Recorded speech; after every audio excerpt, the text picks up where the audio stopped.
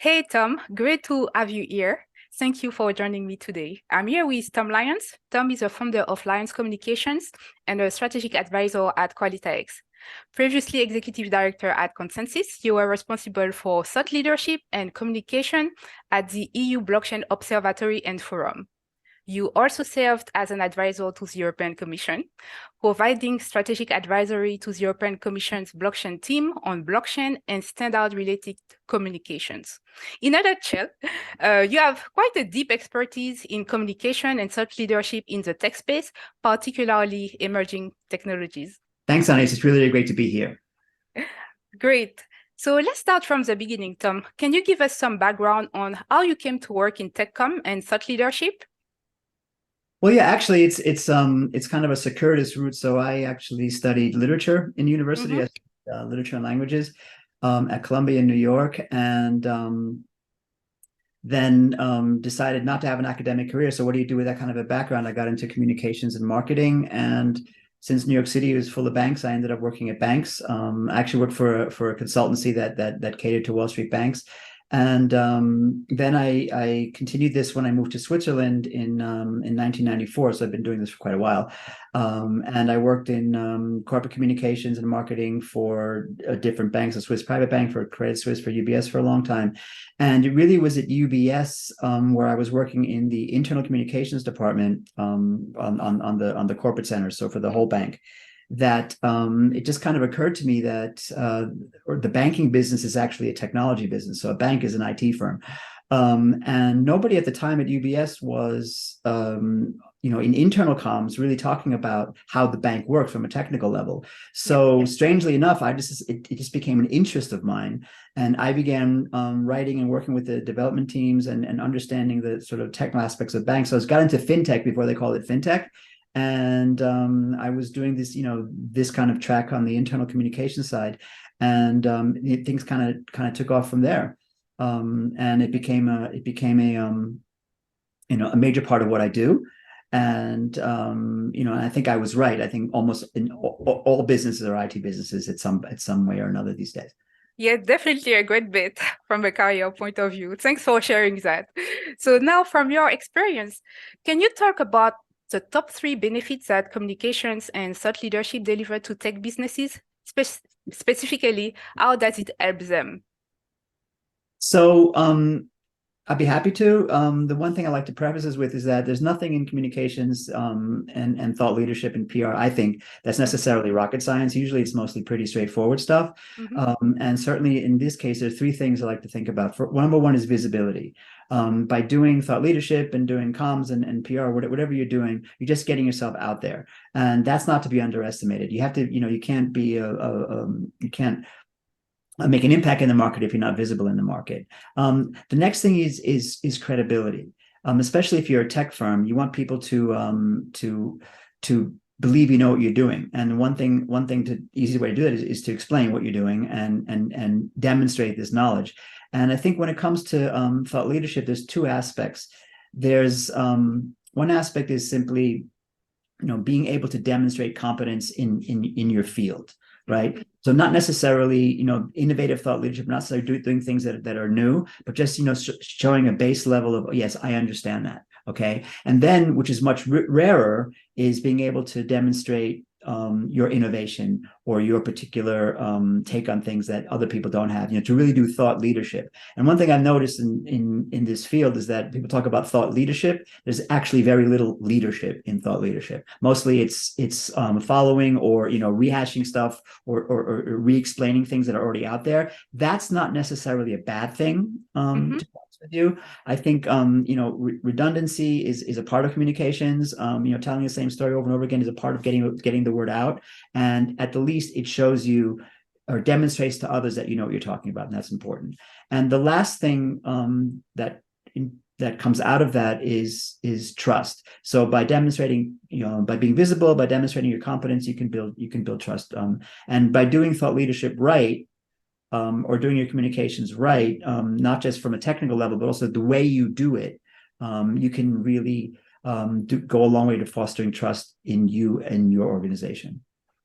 Yes, that's great. Definitely great insight. So to illustrate this, could you share one example of success that you have seen in your career and tell us why it was successful? While you were speaking, I was thinking, okay, thought leadership and comes a lot about educating the market as well, particularly for emerging tech. So it will be interesting to, get an example from what you have seen so far. Sure. So there are a lot of different things that I've done over the years. The one that's pops out always to me, because it's one of the favorite things that I've done personally, was this white paper I did for UBS called Building the Trust Engine, which was back in 2016, 2017. It was the first UBS's first client-facing white paper on blockchain. This is when I got into the blockchain space through this work. And I just found it to be a really interesting exercise, because back then blockchain was very new, fairly radical, and the idea that there's this very large globally significant bank taking this subject on and trying to understand it and explain it to its clients and getting involved in it, I thought was kind of interesting. And I think the piece made a fair amount of impact at the time. I know that the chairman of the board of UBS had it printed and sent to his clients, and people come up to me today and remember it. And I think that's I think I did a nice job with it, but I think it's also because it ticked a lot of boxes. It was it was something new. I worked with with all the blockchain experts at the time to do it. So we tried to explain things on a fairly understandable level. It was also very I found it very straightforward. It talked about the pros, talked about the cons. It talked about, one of the questions we asked in the paper is, why would a bank, be interested in this technology that's supposed to replace banks, right? Yeah. And we talked very frankly about that. So I thought it came over as fairly credible, and I think it really put UBS on the map in the blockchain world. And they were really pioneers. People forget that. Now, unfortunately, later on, there were management decisions that UBS went a bit away, but now they're coming back. But I thought that was that sticks with me as a really nice piece. And I did think of another one. Had nothing to do with it all, but that's the absolute super example of technology, PR, and marketing, which is with the very famous Intel Inside campaigns from the 90s. Because, I mean, think about it. Before that, nobody ever thought about or cared about the processor inside their machine, and they made it into a selling point. And that's a classic example of doing this right. So that's great. So now let's talk about the reality of comms and leadership for innovative and emerging businesses. So for those who don't know where to start, really, what would be your advice? So basically, a lot of those innovative companies, a lot of them may be pre-seed or well-funded as well. A lot of them do have tech founders, so they have very core strengths in tech and engineering. But it's further down the line that they may add roles such as product marketing, communications marketing overall. So what would be your advice for those companies that are basically tech focused first? So I like to think about that in different terms. First of all, I when I come in and work with people, I keep this to myself, but I have three main sort of buckets that I put, especially when I talk to founders or to startups, right? In terms of their attitude towards and ability to do thought leadership and comms around and marketing around their particular project, right? So there's one group of founders or technologists or key devs who you really think that they can do thought leadership themselves really well, and they're right, they can. Right. This is a very small group, but it's if they can, you let them do it. And I think in this Vitalik Buterin is the great example of it, right? He's a brilliant writer. He can explain stuff. He knows what he's talking about. You can get it even if you're not technical. Then there's a fairly large group of people who think they can do this very well, but they can't.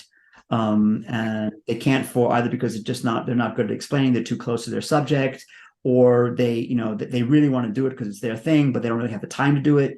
Or they underestimate, the effort involved.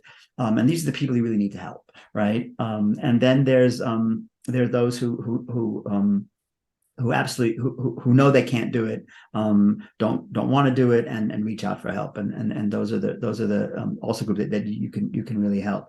So my first piece of advice would be, take a good look at yourself, and see where do you fit in that, and don't be afraid to reach out and get support where you need it. So who generally gets involved? So who reach out to you? Who do you usually work with on those type of projects? Are there more like product development profiles, those tech executives that you were mentioning before, or more the business development profiles? So they understand they have been employed, they have a need to get the word out there, educate the market, win business deal, or scale the company. Who are the profiles generally involved in your work? Look, it absolutely 100% dependent on the size of the company, okay. right? And their stage. So if you're talking with a startup, you're dealing with founders, you're dealing with usually small teams. They're almost always focused on product, or focus. So they don't have usually communications or marketing teams in-house. Resources on their in-house, or if they do, it's a social media person, but it's not really a thought leadership person. And I've been told this by VCs that I know as well. So it's not just my experience, that they also, they're not focused on that aspect of it yet, on the comms, on the thought leadership, on the marketing aspect. Probably, and it kind of makes sense, right? They have to build it first. So when it comes time to doing stuff, then it's usually the founding team or the early group that has to do it, or find cheap ways to outsource it, right? If as you go up the ladder, and things get bigger, and companies get bigger, right? Then you're starting to deal with dedicated teams, and that's when it gets when it can be greater, when it can all go wrong. If you're in a mid-sized company, you're probably going to get it's probably going to go to the marketing team, right? Because they're probably more focused on marketing, and they may or may not understand the thought leadership aspects of it, right? And it depends if you have someone, a lot of this is dependent on who the people are, what their backgrounds are. If you have somebody who's good on the marketing side but understands the tech, great, right? But they shouldn't be too close to it either, because then it's hard to explain stuff. And or where you can get into problems is if they are too far away from it, and that's really the problem when you get into larger companies, right?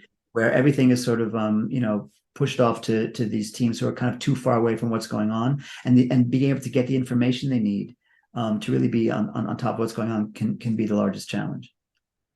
I understand. But while you were explaining this to us, I have a question actually. So is there a case to say that, yes, those teams need to build first, but building too much without and thought leadership is a greater risk, because you don't get, this feedback from the market on, okay, who is viewing, who is downloading this white paper, who is consuming the content that we put out there. So I'm tempted to say that, yes, it's important to build first, but what, from your experience and your opinion, what is a good stage at which those companies should really start considering comms and thought leadership? It shouldn't be when the product is fully built, and the product is never fully built anyway, because you have to go through the different stages of product development, etc. So what do you think about that? So you've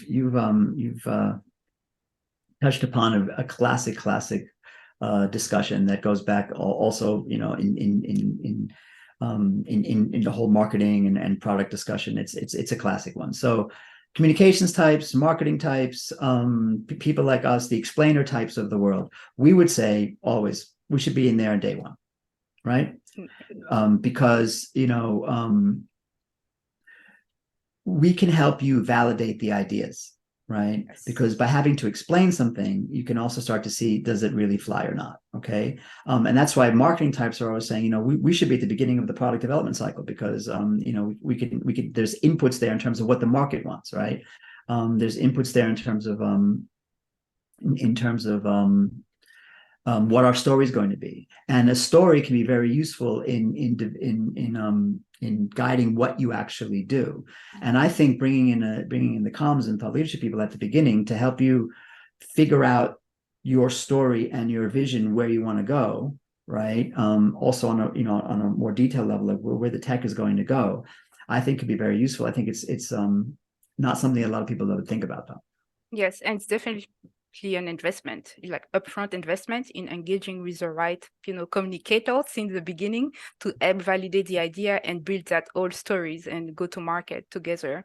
So Exactly. Yeah. if product managers are watching this, or product marketing managers, so what would be the 5 successful components of a comms of leadership campaign? And this at any time, like the key fundamentals. So I'll answer that in two ways. So first of all, I think there's 4 things that people need to be sure that they can get from their setup, right?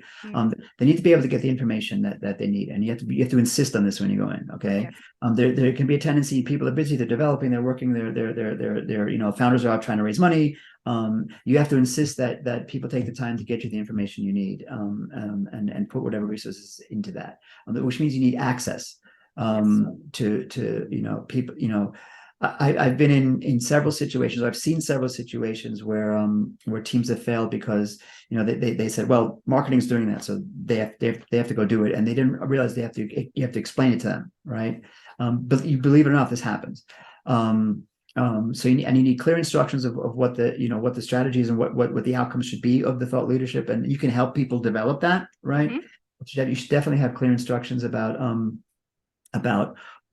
or work together to get a clear vision of what you're trying to accomplish with the comms and thought leadership. And of course, if you're in a large organization, you also have compliance issues. You have to make sure that that you deal with all of it. That's not to be underestimated, depending on what you're doing. When the time comes to think about the components of a successful thought leadership or a communications campaign, there's 5 things I like to focus on. The first one is strategic intent, and what that is not some sort of vague strategy about some sort of wish list of what you want to do. Strategic intent focuses on what is the problem or what is the situation now that you want to change. Okay, so what is it that isn't right, that you're hoping that the communications or the thought leadership can make better? And usually, if you're a startup, it's quite simple. The problem is that nobody knows me, right? Or nobody knows us, and we have to get out there. So, but it could be different things. It could be reputational things. It could be visibility in a specific market. It could be perceptions. Whatever it is, figure out what is. I wouldn't say always a problem, but figure out what's not quite right. Okay. And that's what you want to change.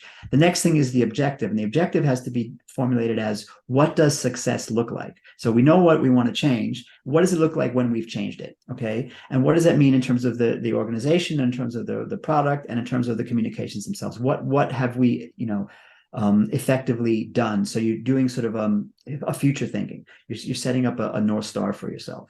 Then you have to think about audiences and stakeholders.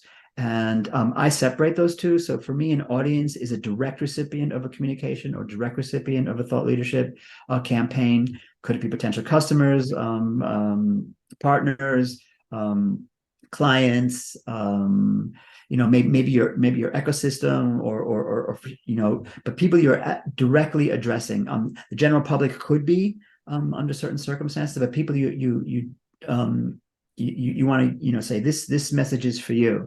And the stakeholders are kind of secondary ones that also come in. Sometimes I think it could be regulators, could be the press, might be secondary, could be also primary, depending on your situation. That could competitors could be secondary, could be stakeholders.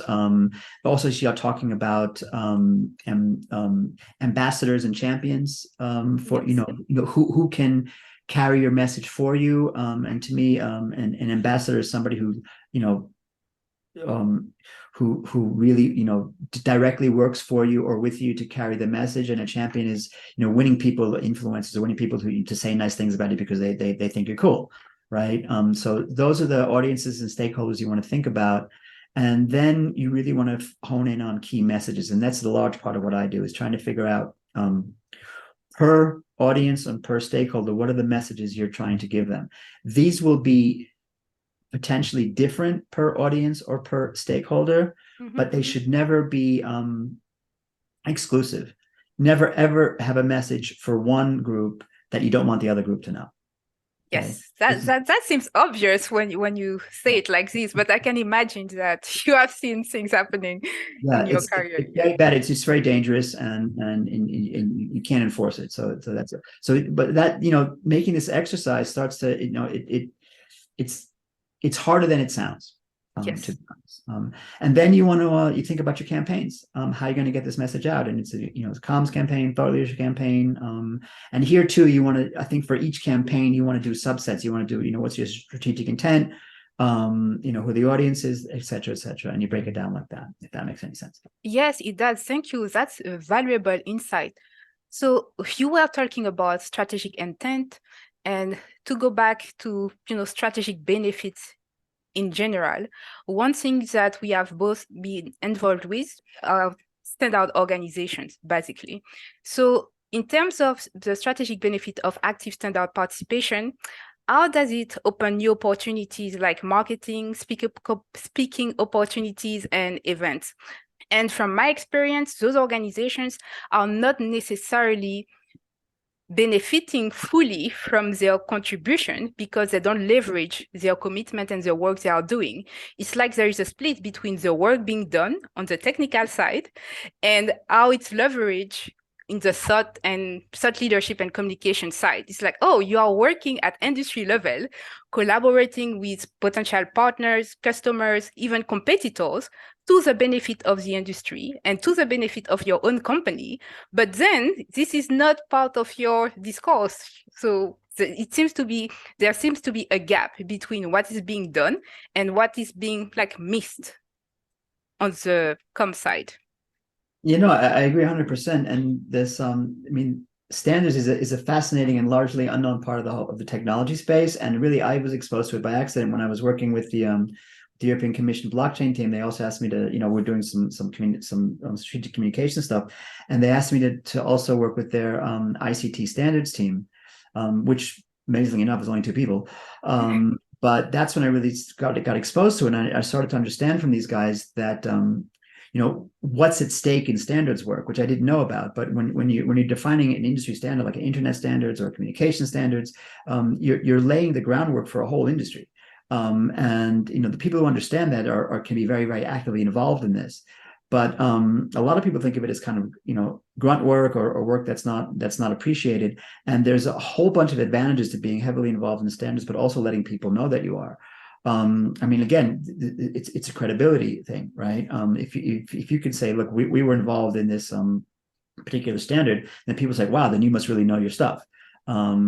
And obviously you've been in these conversations, and you sort of set yourself up as a pillar of this particular industry, because you're there at, you're actually, and you are in a sense, because you're helping to shape it. And I think also that doing standards work can give you incredible insights into the industry, what's going on, right? And and apparently, a lot of heavy conversations and kind of fights, and there's a lot of pulling and pushing and trying to get things through, and there's a lot going on there, and some of it can make a lot of difference in an industry, and depending on what kind of standard it is, it can also have geopolitical significance, right? If you're talking about internet standards, for example, these have global significance, and countries understand that, and countries Yes. some more than others, but countries put a lot of effort into dealing with this standard stuff. Once you're from a company perspective, once you're in there, you're going to be gaining insights about your industry. You're going to be probably gaining insights about your competitors, because they're probably in there as well. You may be gaining insights about your, depending on what kind of standard it is, your potential customers might be in there. So you can benefit from understanding what the market wants, right? But I would say all that stuff you learn, all those stories that come out of that, use them. Use them in your communications, use them in your thought leadership, leverage that stuff, just like you said. These are all indirect benefits and I think it can be a really good mine of potential content and stories. That's great. Thank you, Tom. This reminds me that earlier this week, I believe, someone shared a PR release from Oracle. So Oracle has been involved in the Linux development open source space for a very, very long time. And they have a commitment to this. And IBM apparently had just announced very recently that, yes, they no longer will be contributing to this open source project. So it's not specific to standard, but it's very similar because there is the same challenge in open standard. And the PR release was basically focused on why we do what we do, calling out IBM on their behaviors, on what's the reason why, and challenging the reason why they said they would no longer be doing that work. And at the end, which was it's an interesting piece of communication. I may add it to the call as well after. They basically have a call to action. Like, if you believe in those values, and if you don't want ABC, or if you do want ABC, come and work with us. So from your experience, is this type of aggressive industry level, positioning a benefit, or is it better in general to go with dialogue, consensus, and be a bit less upfront about those positions? Okay, I think I understand what you're asking. It has to be a case by case basis. In my experiences, most companies tend to try not to be aggressive. So I haven't seen but I'm going to look it up. I haven't seen it, but if they are, then there's something bad going on. There's something wrong going on, right? So like if where there's smoke, there's got to be fire.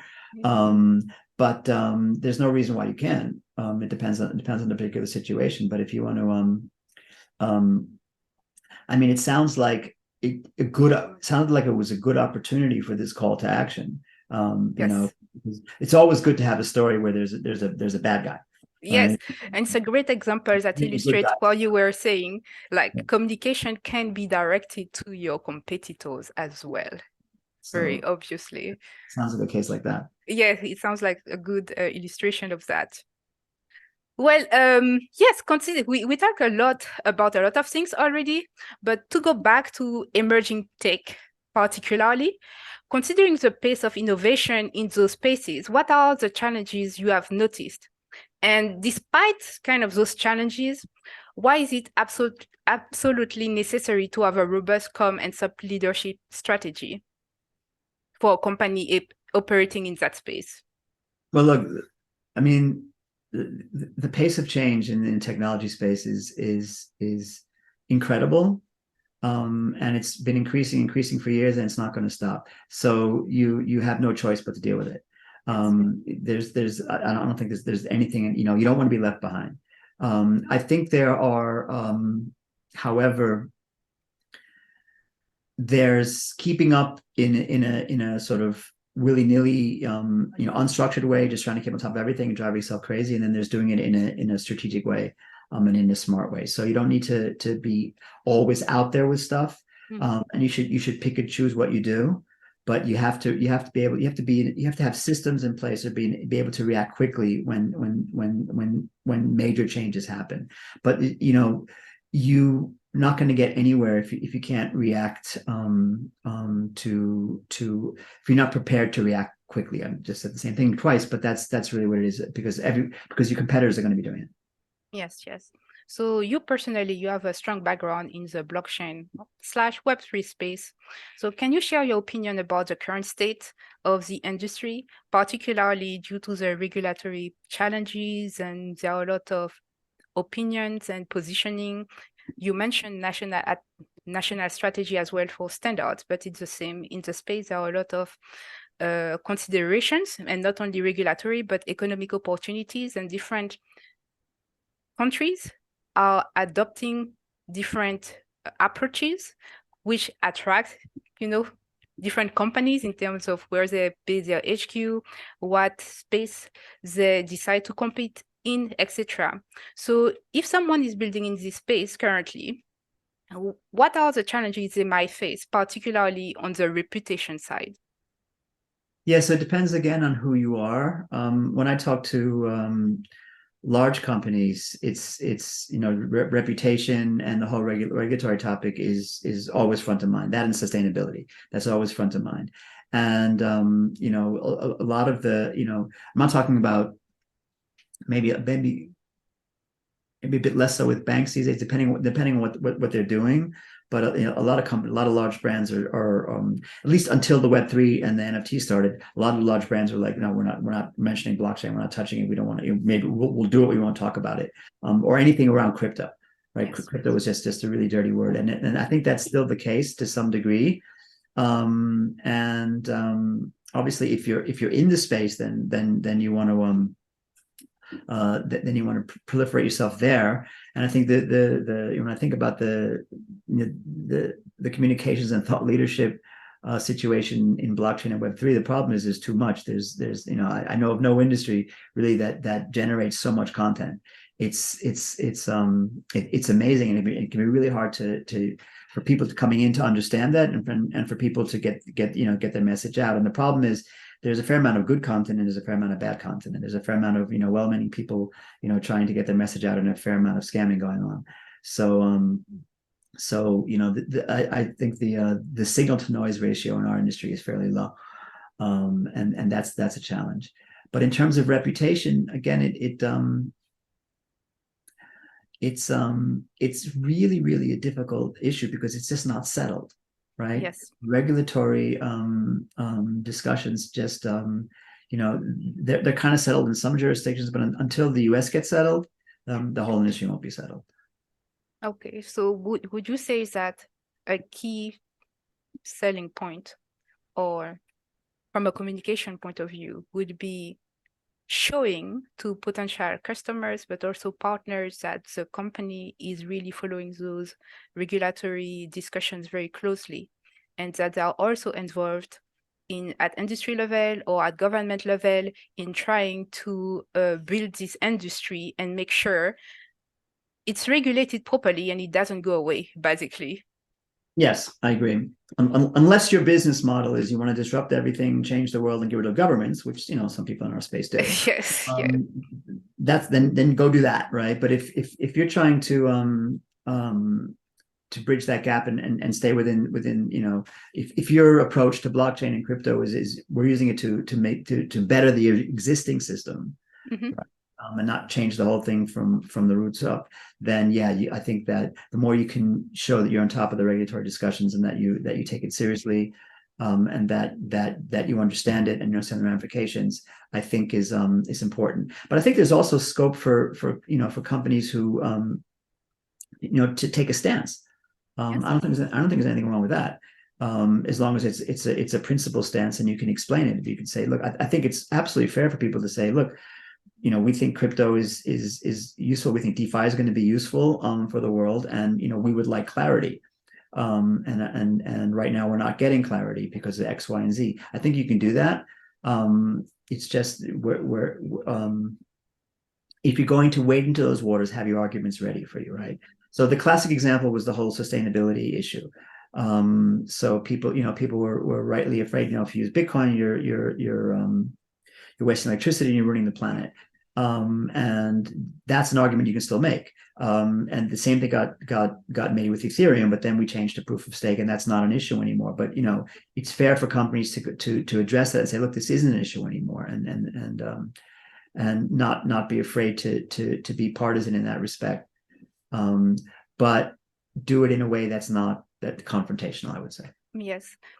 One of the challenges, and tell me if you have heard that as well, is that the detractors of blockchain, and I think it goes for all emerging tech businesses, they focus a lot on selling innovation, on basically they are very product focused, and they may have a lot of use cases. They use this to build, it's part of their comm strategy, but they struggle to share case studies that are actually showing, even if it's pilot work, but the benefit of using their tech.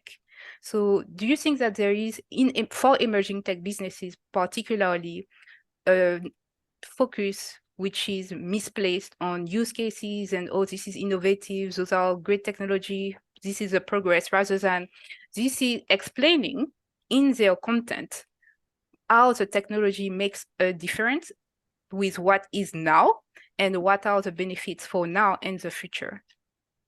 Yes, I think you're right. And I think that first of all, if you have case studies, if you have real examples of your technology or this technology actually solving real world problems out there, use them. The problem is in our space, in the blockchain space, there haven't been as many of those as we would like up to now, although there are. Yes. But if you have that, use it. What you see a ton of in our space are exactly what you said, is the use cases. Well, we could, well, this could happen, and anything that there's so much of that stuff that I think people get numb to it, right? If you've watched blockchain for a year, then you've heard all the possible use cases and all the, yes, we're going to disrupt that, innovate that, and it can be overwhelming. It's overwhelming so much, and people start asking, well, where's the beef, right? So if you have these actual case studies you can show, those are golden. They're worth a lot. If you don't, then the thing to do is to write, is to go back to a use case, but make it so specific as if you're describing an actual specific solution that's been done, that you can show, yes, we would solve this problem that you have exactly like this, yes, using this tech. Okay, in very, very specific. So it's like a future case study, right? That's credible. That's something you can do. But just to say, oh, we can fix supply chain with this, and we can fix healthcare with that, and we can do data the other thing, and DeFi will democratize everything. That's all great, but it's just aspirational. Okay, so yes, anything you need to be more specific, you should definitely do it. Yeah. So as the industry matures, definitely, I think we'll see more of those. So yeah, yes. Maybe one thing to that, because the problem is, if you're a vendor, right, or you're a technology builder, right, and the only good case study is from a competitor, then you have a problem, right? Yes. Well, this is to the competitor's advantage. They are able to demonstrate and communicate, because I do think that there are a lot of companies as well, because of their size, they may be doing those work, but they don't prioritize clearly articulating and structuring those documents as white papers or as formal case studies, and they don't have the resources, or they don't take the time to push those in different communication channels effectively. So you are right to say it's definitely a competitive advantage at that point to be in that space, to have case studies and to push them effectively. Basically, it's just not documents sitting on your website. Yeah. So as we are wrapping up, Tom, what other technologies are you excited about right now? Well, clearly there's only one answer. There's only one answer on right everybody's mind.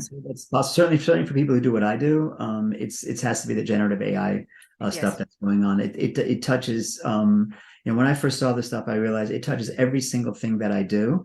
And it may look like jumping on a bandwagon, but it's not. If you're in communications, if you're in marketing, if you're in anything, if you're in if you're a dev, whatever it is, there's nothing that this is not going to touch. So that's where we have to be. We have to learn to leverage these technologies. We have to learn to understand their pros and cons. We have to learn, depending what you are, not to be afraid. Yes. Anyway. And there's I think that, to be honest, and I've been in this business a long time, and to say that, or this is probably the first technology that I can remember, at least going back to the original internet, when the statement that this is going to change everything is not an exaggeration. Yes. I think a lot of people, even non-tech people, have recognized this now. And I do hope that the technical and technological advancements are paired with social advancement as well. I think it will be more and more this conversation, even within companies, understanding what is the impact to leverage the technology internally, leverage the technology, generative AI in our product and our services, and to, sustain growth in an ethical way, I would say. Yeah. Yeah. Certainly, the whole subject of AI alignment is important, and I would encourage all of us to get involved in that, and not to sit that one out. Okay, great. Well, we went through a lot of key topics today. Thank you for joining me, Tom. I really appreciate you taking the time. I didn't realize actually that we went over what we had agreed, but it's great conversation. And for anybody listening, I hope you enjoyed the conversation. And if you would like to discuss more or reach out to Tom, where can they find you? You can find me at tom@lyons.ch, or lyons.ch is my website, lyons.ch. I'm based in Switzerland. I'm also on LinkedIn, pretty easily findable. And I just want to say, Anais, thank you so much for the invitation. It's always great talking to you. Thank you very much, Tom.